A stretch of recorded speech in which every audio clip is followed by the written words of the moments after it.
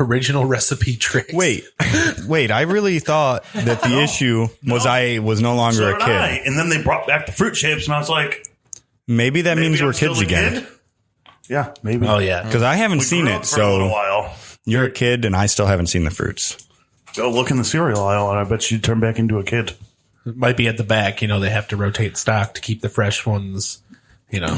In the back. I'm going to take a backseat to anything kid-related. There's so much pedo news out there. Oh, yeah, that's bad. I'm taking a huge backseat to anything kid-related. I see tricks in the aisle. I'm good. I do throw up the Drake hand on it. Like, no thanks. No thanks. Not for me. Not right now. It's cancel culture, bro. It's a bad time to be like in anything kid-related. You know what I'm saying? You're right. You're right. So, yeah, that's kind of my stance on it. I think part of that has to do with the fact that you're a dad. Yes. You know? Yeah, I don't even like my own kid. I'm like, just stay away from me. I don't want people to get the wrong idea. It's pedo cancel culture, all right? Fend for yourself. This is my child. It's rough. I have a 14-year-old daughter, and people don't believe me that that's my kid. You guys look sometimes. the exact. Like, You have the same face. they're like, is that your sister? I'm like, no, it's my kid. That's why I'm telling her I'm going to kick her ass. No, it's just some kid that's following me around. She won't leave me the fuck alone. Go away. I take my daughter out in public a lot, and then for example, we were at Target the other day, and she just took off, dude, and just was just blazing through the fucking aisles, and I'm like running up and down, I'm chasing her all around, and I'm like literally at this point because she's so far ahead of me, I'm running after her, and then there's like all these people at Target watching it. I'm like, I wonder if like they think I'm like getting ready to abduct this kid. Yes, that's how I feel all the time. Right. That's actually my own kid. So then like people look overly concerned at me. They're like, why is that grown man chasing that baby around? Well, it's because it's my kid. So I don't know. It's rough. It's my kid starts screaming in the store, and I'm like, fuck, everybody's going to think I'm stealing this kid. Right, exactly. And I have to like start loudly saying like, all right, let's go find mommy. Yeah. I think that just further cements. Let's go find mommy. Did you lose your mommy, kid? Did you lose your mommy, kid? What is this, Home Alone 2? Are you the creepy dove lady that lives above the fucking church or whatever the fuck? Hey, I like that lady, all right? She's nice. Well, she was cool at the end. She was frightening, though. Yeah, she was frightening. Absolutely. Yeah, same thing with the show. You know what I realized? And sorry, I don't mean to change subject here, but I realized that Home Alone and Home Alone 2 had a lot of the same similar storylines. Yeah, it's the exact same movie. It's the exact same movie. Obviously, it's easy to like think that because you're like, oh, he got left at home again, right? So it's like easy to put two and two together. But then when you get real deep into it, like, okay, then you've got your what's the word I'm looking for here?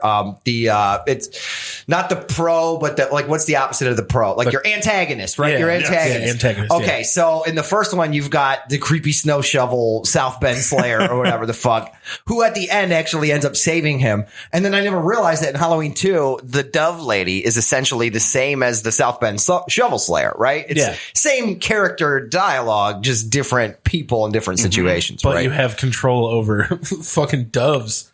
Right. Yeah, she's the power of dove control, right? So that'd be so sick. Just send birds after somebody. Get them. Damn. Go on, get That's a pretty impressive power. Just even if you could just have birds shit on somebody's car. Like, hey, go shit on that guy's car. As a superpower?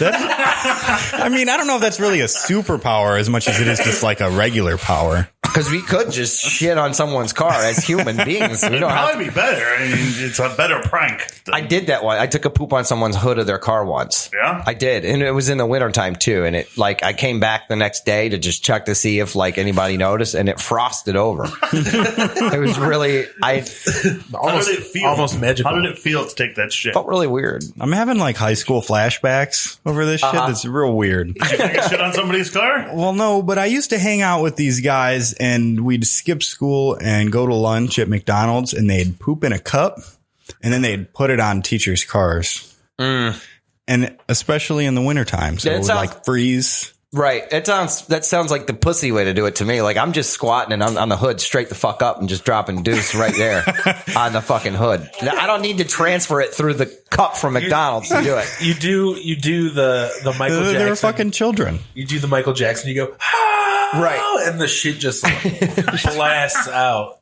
That'd be beautiful. Surprisingly, that's not the only place I've dropped a deuce before, like in a place where you should. I also, one time, I had a buddy named Ben who was so there's a trailer park right down the road called Colonial Oaks. And I'm only specifying it. I know you guys are probably aware of it, but for the listeners, because it's a local thing. So Colonial Oaks had a trailer park right down the road. And probably 13 years ago, he was a lifeguard at the Colonial Oaks swimming pool. And this was back when Fazoli's was around by Midway Mall. You guys remember Fazoli's? I do. The Mr. Pibb on tap at Fazoli's was like no other. Yeah. As Dora the Explorer would say, delicioso. That's where you can still find Mr. Pibb on tap. Like you can't find it's just extra. Pibb now. Right. It's like Pibb with cherry flavor. Right. And so during this time in my life, I think I was 16 at the time. I was highly obsessed with Fazoli's. Like me and my buddies would go there all the fucking time. And so good reason. Exactly. It was good stuff. So my buddy's working one day and he's the lifeguard at the pool and he says, I don't want to be at work anymore. He's like, can you get me out of work? I was like, hang on, I'll be there soon. So he actually sent one of his lifeguard coworkers, who was a really hot chick at the time, to come pick me up from my house, because this is before I was driving. So actually might have been 15. And they take me to the pool. And I get in the pool and I shit in the pool. And then the poop floats up to the top. And then he's like, oh, no, we've got to close the pool down. Like, sorry, because he wanted to get out of work, right? Drain the they had to pool. shut the pool down, drain the pool out. And while this process was happening, he has nothing to do because there's no water to save anyone from drowning, right? Yeah. So he gets to get off work for a minute. He takes me to Fazoli's and he buys my whole fucking lunch for getting him out of work. So it was a pretty kick-ass situation. So if you were in the pool that day and you're listening, now you know who's shit in the pool. Exactly. I think the only one who took a real loss that day was the Colonial Oaks water bill, probably. That's about it. I'm right. Because you got a full-ass Italian meal. Correct. Now, Yeah, well, I don't know if you got- know this. You got your own flavor of home. There's a Fazoli's not that far away. There is. Yeah. I thought you were going to tell me, I don't know if you right? know this, but my dad actually owns that Just the pool. pool. Thanks for that. No, I will Shit, make my the drive. dad's pool. No fucking way, bud. Get out of here. Yeah, there's one in Sandusky. Yeah, I'll make the drive to Sandusky for some Fazoli's. We should take you a guys, Fazoli's trip yeah, you guys sometime. want to take a Fazoli's trip sometime? Can we just bring out all of our recording equipment and just record, drive out there? Yeah, Oh, or you could even email the fucking manager and be like, hey, we're bringing our shit and we're setting up shop. We want to fucking record from a booth. Hell yeah. We're going to record an episode from the Fazoli's. Endless breadsticks. Tell Mr. Fazoli these breadsticks are exquisite. at a time. Mr. Fazoli. I'm going to email Fazoli right now and be like, hey, we're coming. Hey, yeah, no, we can Can do we do a tag team Yeah. podcast? Yeah. Oh, yeah, DNC and then Breakfast at Stevany's like mashup. Hell Yeah. Just go booth back to back. Or, well, actually, we could call it booth to booth, right? Yeah. Instead of back to back, we'll just go booth to booth. Dude, nobody cares. Breakfast at Stevens is at Fazoli's. I love it. Fazoli's. That actually flows really well, too, by the way. That makes good sense. So, back in episode 3 or 2, depending on how you look at it. Is that the one where is that where he finds out Luke's his dad, or Darth Vader's his dad? Yes. Gotcha. Okay. Yeah. That's when Anakin finds out that Darth Vader's his dad. Oh, that's the one where he's like, that's the one where Obi-Wan says, the power of Christ compels you. Is that the one? Okay. And then there's like this big lava fight and yeah. Fucking spoiler alerts. What the hell? Sorry, the movie only came out in what? 05? My bad. We discussed our favorite TV dads. And we talked about doing a bracket for it. And off air, we decided that we were going to wait for Mr. Matt Campy to join us. Because who has a better knowledge of TV dads than Mr. Matt Campy? I'm excited about this. Like literally I pulled in, right? And I walked in the kitchen and Vince started explaining to me the whole TV dad bracket challenge. And I noticed that there's a list of names here, but I noticed one was missing. Can I name drop anyone yet, or are we like building up to that? Yeah, no, we can start these. We can just get this underway. So I noticed that there was no Frank Lambert from Step by Step on here, right? And so what's cool is like me and Bob have this like weird dynamic thing going. I don't know what it is, but every time I get in the same room with him, I just love talking to the guy. And so I'm like, you know what? We're missing Frank Lambert. And we both just started singing the Step by Step theme song in sync. And we were even like picking each other up when we were falling down, right? So he goes, well, make it better. And then the other one goes, time around. yes, right? And then in your mind, you're just picturing the big fucking roller coaster going down the hill. What? right? That's such a beautiful roller coaster. And then the strings swelling. Yes. At And the end. I told him, I said, Step by Step was an okay show. Like, I remember watching it a lot as a kid. I don't think it was like great. It's definitely not comparable to like Boy Meets World or nothing. Yeah, Boy Meets World is obviously way better, but like the theme song for that show is just amazing. It's better than the actual show I used itself. to watch the theme song and then just change the channel. Right. I didn't even watch the show. I've actually, like, I think it was like 3 weeks ago. I'm like, I need some good new music to listen to. I was like, I'm going to just go to YouTube and just watch the Step by Step theme song. And I did that. Didn't even watch the show. I just like listening to the theme song. You don't need to watch the show. You just the theme song. That's it. Well, you have to watch at least for Cody, the cousin. You know that dude beat his wife in real life? He's like a real life martial artist. Yeah. And he's he like kickboxer. Oh, yeah, 2, kickboxer. 3, and 4 or something like that. yeah, and he like fucked his wife up or girlfriend or that's something so in real unfortunate. life. I think this might have been the late 90s or early 2000s. But nonetheless, it happened. People don't forget. We don't forget Cody. We don't forget cousin Cody. No.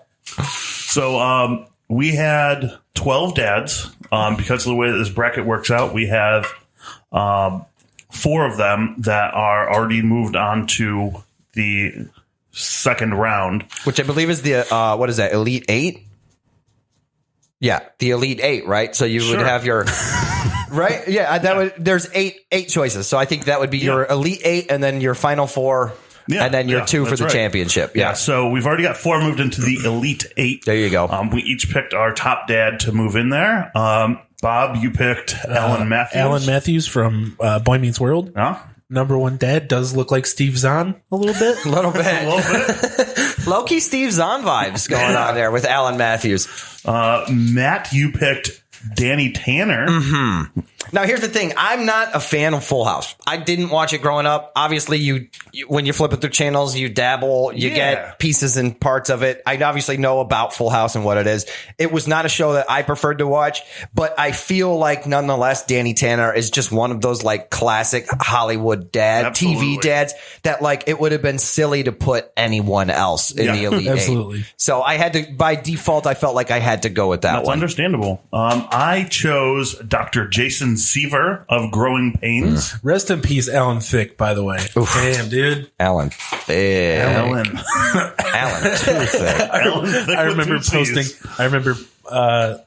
posting something about Alan Thicke, and I was like, the plot thickens. The plot Alan thickens or something And- like that. I don't remember. And Steve, you picked Mr. Hank Hill.